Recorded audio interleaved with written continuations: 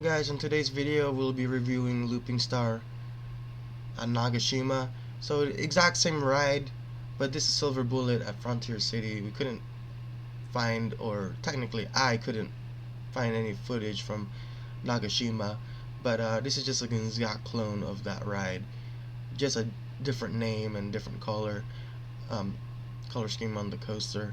And this is from Coaster Kale. This is not my video, just want to point out, but this is all I got. So anyway, we're gonna review Nagashima Spaland's Looping Star. So, and I haven't ridden Silver Bullet yet, so at Frontier City, so I just want to point out. But anyway, let's review Looping Star at Nagashima. We'll again cross up the lift hill about 80 feet in the air, and as you cross to the top, you will see Hakuge in front of you normally. But again, not to be confused with Silver Bullet review, this is going to be the Nagashima Spaland Looping Star. So normally you're going to see right there Hakuge. So then you're going to turn to the right.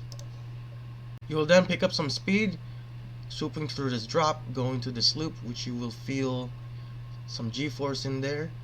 You will go into a bank turn, usually just a lot of twists and turns, technically just turnarounds, lots of turns and bankings. The one focus on this coaster is that inversion, that vertical loop, but they just probably added some turns to just kind of make the ride look cool and rideable. That's why that's there. And then you finally hit the brakes. It's not a very tall roller coaster. I know it's not really focused on height or airtime. This is more focused on that one loop. But I say it's also kind of focused on banking because that's there. I mean, what I'm trying to say is this is basically just a looping coaster. I mean, they couldn't really do anything after the loop, but just bank turns. I mean, if they added airtime on this, it probably would be like kind of crazy and different, but technically this is not like a hyper coaster or anything or a giga. This is just a looping coaster, so it just kind of focus on turns, and that's it. And after a few turns here and there, the ride is like over. So I'm gonna give this like an average score because it doesn't really do much. It just goes upside down once and that's it.